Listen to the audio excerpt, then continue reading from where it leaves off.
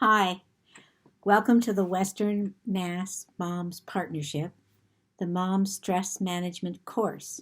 And we're going to take a look at Chapter 5, How We Respond to Others. So if you've been working along with the manual, whether in the classes or getting the coaching along with it, we know that our lives are impacted by the people that we are connected with. So today we're going to do a relaxation exercise. My favorite is the breathing, but there are a variety of things for you to take a look at in the manual. We'll take a look at Violet and Mary, our lovely ladies who give us an example of what real days are like. The way we relate to others affects how we feel. So again, we have charge of what's going on in our lives. This one, we're going to talk about growing the good through positive reinforcement, which is really important for us to begin to talk about. Again, these are skills and strategies and awareness that's going to make a difference. Growing the good through serve and return. An interesting concept, and we'll spend some time taking a look at that. And then we'll look at homework. So what do you remember from Chapter 4? Doing pleasant activities can help you feel happier, more energized, less stressed, and have more helpful, positive thoughts. So what we want you to do is enrich your life with the activities that make you feel good. And that means you have to take time, and you have to also be willing to say, this is my time, mom's time. So in your manual in Chapter 4, we'll do the deep breathing. You can do the windmill or you can do the bending, and all the directions are there. But let's do the deep breathing now because it is my favorite. So bind yourself in a comfortable position. Relax your shoulders. Maybe you want to put your hand on your chest and your hand on your belly. Might want to close your eyes if you're comfortable. And then notice the air that comes in at the end of your nose. So you're breathing in and you're breathing out.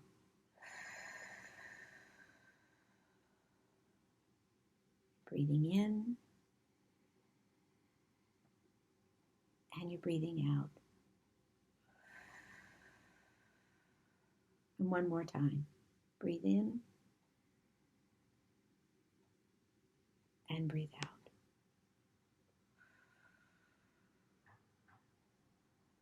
Great. Then notice how you feel. The breath is with you all the time. It's your friend. Make friends with it. Use it. Take as much as you want. The air is free. You don't have to pay for the breath. But most of us just breathe like from here to here. And what we want you to do is to breathe a full breath right down into your belly, which allows the oxygen to get into your body and up to your brain, so it helps you make better decisions. Let's take a look at Violet and Mary on page 5.6. So that's what your manual looks like. And again, these are two lovely ladies who go through life just like we do. And our charge is to take a look at their thought bubbles and decide what your mood would be like. And that helps you begin to understand that we can make a change in our thoughts, which makes a change in our mood. So let's take a look at Violet. So she says, oh no, we're running late. The kids might miss the bus. So if your kids are going to miss the bus, you might not feel really good because now what am I going to do with them all day? So my mood might be, if it were me, a 3 maybe. So then Violet thinks, I might as well stay in bed. It's too late. I'll just give up and stay in bed. So now my mood is definitely a 2. And while I'm in bed, the kids are fighting. They want to eat. They're being a pain. So now I might have a mood of a 1. And then I look at the whole day and I think, oh, I didn't make it. This didn't work for me. And so my thoughts have an impact on my mood, and my mood is not a good mood. I don't feel really good. Not the best mood at all. So let's take a look at Mary. She says, oh no, we're running late. The kids might miss the bus. Now she's standing upright and she's thinking, what can I do to get these kids on the bus? How can I get them to school? What do I need to do next? And it energizes her to have a positive thought, to say, it's my job to get them to school. School is important. They need to be with their friends. They need to chat. They need to learn. It's my job as a mom to get them to school. So what can I do to get them to school? So I might come up with some ideas. I might walk them to school. I might call a friend. I might put them on the bus. I might hurry them up to get them on the bus so that they aren't going to be late.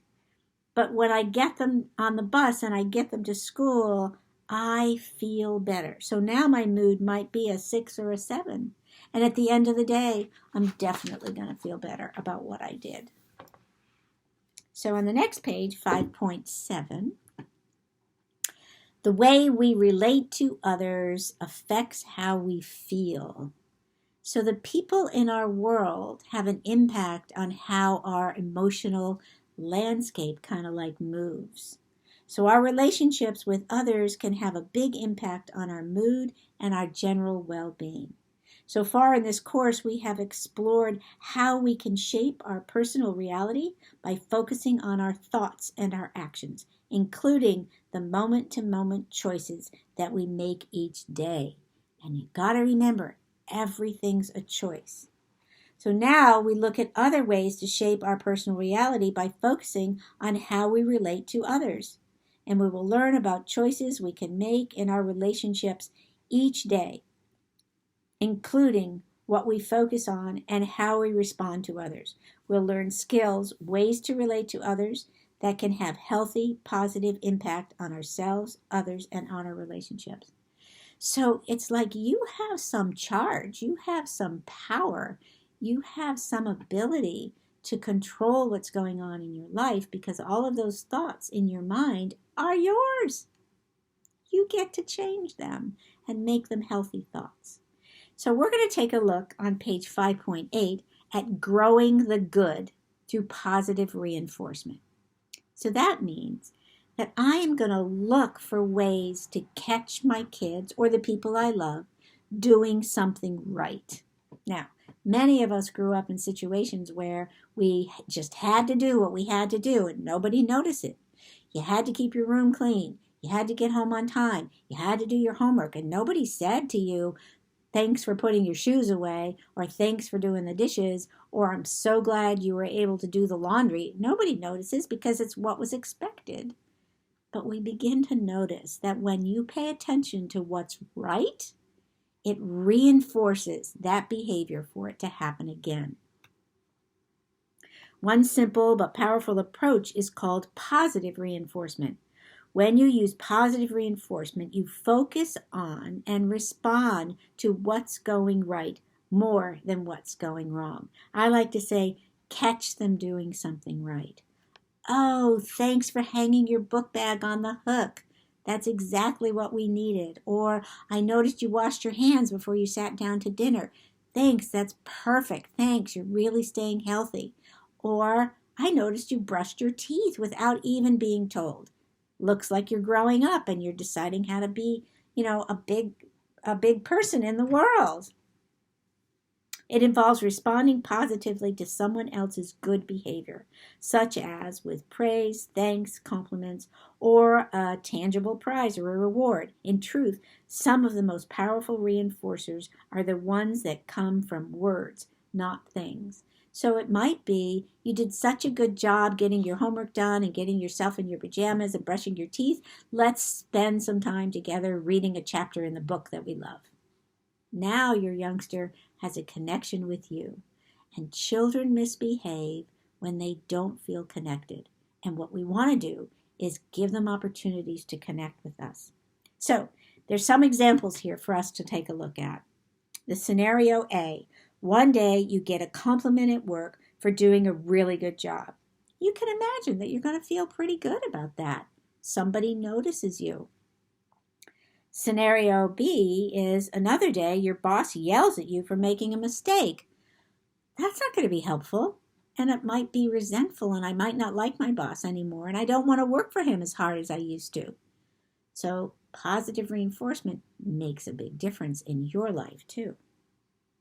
Can you imagine if your kids came home and said, Mom, that was the best dinner you've made all week? It might happen once they get used to receiving that positive reinforcement. So example 2 is, you went out of your way to bring your friend Pam something she needed, and she wasn't home, but later called to thank you. So right away, you're going to feel like Pam's important to me. She knows that I'm important to her, and I would do something for her again because I was noticed and it felt good. As opposed to the second scenario, you went out of your way to bring your friend Deb something she needed, and she wasn't home, and you talked later, but she never mentioned the favor. So there might be a part of you that feels a little bit bad that she didn't recognize that you worked your way into a way of helping her. Positive reinforcement helps you feel good, and it also helps your kids. So here, how do we use positive reinforcement? They talk about when you pay attention to the good in another person's behavior and then respond positively to it, both people feel better about the relationship and about themselves. And there is another benefit. Positive reinforcement grows the good. It increases the behavior you want to see more of because it builds internal motivation. So when you are recognized and you're noticed, you want to feel connected and you will do more of it. So the little example down here is little girls washing the dishes. So you notice the good, you recognize the good.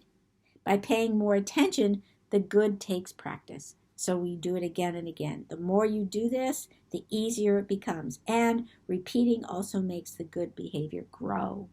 So each time you say thank you to your youngster or I appreciate what you did, they're going to continue doing that because it connects you together and they feel noticed. And that's all children want, is they just want to be noticed. Because if you don't notice them when they're doing something good, guaranteed you notice them when they're doing something naughty and they get your attention. So I would put my energy in catching them doing something right. Now, growing the good through serve and return, which is connection, all about connection. Serve and return is what happens when one person reaches out for interaction and the other person responds. It involves noticing that someone, your child or an adult in your life, has reached out for connection and then responding back, almost like if you're playing ping pong. So a serve and return could be as simple as when you had the young babies and they cried, they were serving you an opportunity for you to return that interaction. And what did you do? You picked them up, you kind of held them, you did the mommy rock, you fed them, you cleansed their diaper. So they were asking for a connection. And as kids grow up, they might do something that feels a little like strange, like plop themselves right next to you on the couch when you're watching something, or they don't say anything, but they are giving you a signal that they want to connect. They want to be close. They want you to notice them. They might even bring you breakfast in bed. And so that's a way of noticing you. And what you want to do is when you feel connected to others in a positive way through everyday interactions, this can improve our mood and our general well-being. So that serve and return is something to really think about and maybe practice. So now you're going to go on to your mood scale again. And we really want you to pay attention to using it as often as you can, because this is all about awareness. And every time you practice being aware of your mood, you're going to gain more information in your brain. You kind of like make those synapses. So go ahead and practice your mood scale on a regular basis. Some moms have put it by their bedstand so that they can remember to do it at night. And your homework is to practice positive reinforcement. So you want to think of a particular behavior you would like to see more of in someone you live with. Choose something that the person does occasionally, but not as often as you would like. So, for instance, you might want your partner or your child to put his or her dirty dishes in the sink at the end of the day. Every time they do that, you're going to give them a positive reinforcement. So the homework has you really practicing, and you can take a look at the homework and what specific behaviors of someone you live with would you like to see more of. Write them down, because it'll give you an opportunity to really think about how you want to do the serve and return. And on page 514, by responding sensitively to others, whether it be infants or children or others we love, when they reach out for interaction with us, we shape those relationships to be more positive, which benefits both people in the relationship.